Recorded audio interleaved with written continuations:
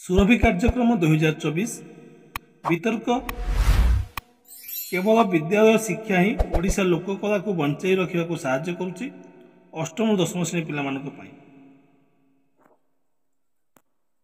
महानुभावतार आभारे आभायित मंचासीन पूज्य विचारक मंडली को शत शत प्रणाम। मंच सम्मुख उपस्थित अन्य समस्त प्रतियोगी मानू ढेर सारा शुभेच्छा और अभिनंदन। उत्कृष्ट कला नैपुण्य साहित्य उत्कर्ष ऐतिहासिक उपमा संस्कृति उदीप्त उत्कल तेनु बुलाए महापुण्य भूई उड्र कौशल कलिंग एकीभूत जही यही मो ओडिशा जही। हाँ आज्ञा, आज शिक्षण धारार महामंच आम ओडिशार लोककला को पर्यवेसित करी उद्दिष्ट करा प्रसंग केवल विद्यालय शिक्षा ही ओडिशार लोककला को बंचाई रखा को साहाय्य करुच्ची।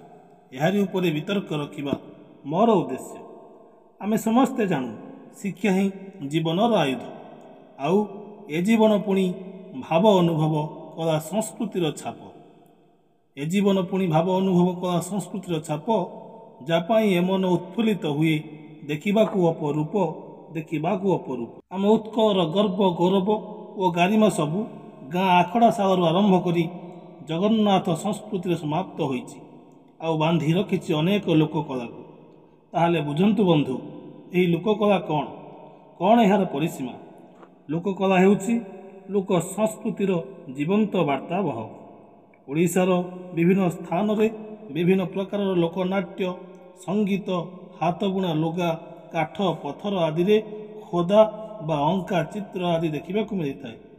यही सबुरे केवल सही अंचल लोकंकर कला निपुणता न थाए बरं सेठाकार लोक चलणी और भाषार झलक मध्य देखा मिलता है। विभिन्न आदिवासी नृत्य मध्य देशिया नाच कंध नाच सौरा नाच परजा नाच प्रधान।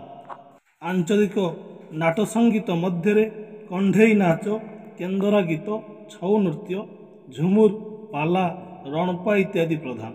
हाथ बुणा लुगा मध्य संबलपुरी शाढ़ी पाट लुगा ब्रह्मपुरी पाट बालेश्वरी बांध इत्यादि प्रधान।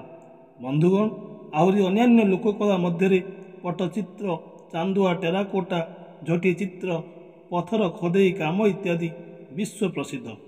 आम बोधेई ओषा माणबसा इत्यादि जो झोटी मुरुज इत्यादि केउ एक सौंदर्यता निर्देशन कला जहाँ कहीं केते दिनरू ओडिशार लोक माने प्रदर्शन करि आसुछन। तेबे बंधुगण टिकी मन मोर उड़ा चढ़ई परी फटफट होई ओड़े आउ से निरीखी निरीखी पचारे केवल विद्यालय शिक्षा परिसीमा भितर कौन एते बड़ लोककला संस्कृति को बंचाई रखिबा संभव। मु तो कहबी ना, कारण विद्यालय सही परिवेश जहाँ लोककला सबको बही माध्यम जानिबा को सहायक करिवो। चित्र माध्यम अति सामान्य झलक टिके जानी हेबो एवं अक्षर शब्द वाक्य पंक्ति माध्यम जुग जुग को साइति रखी हेबो। एनसीएफ जातीय पाठ्यक्रम आधार 2005 अनुजाई पिलांकु केवल बही भितर बांधी रखा उपयुक्त नुहे। कौनसी अंचल विषय प्रकृत ज्ञान पाइबा हेले सही अंचल सहित साक्षात हेबा उचित। सामान्य विशेष ज्ञान हासिल पाई क्षेत्र भ्रमण माध्यम को ग्रहण करने उचित। एणु आम ओडिशार लोककला केवल छात्र छात्री नुहे लोक मानकर पर्वपर्वाणी संस्कृति और परंपरा को पाथेय करे। एथिपाई समस्त लोक निज निज अंचल लोककला को विकास करने पदक्षेप नेबा उचित। एति कही मु मोर वक्तव्य शेष करुच्ची। जय हिंद।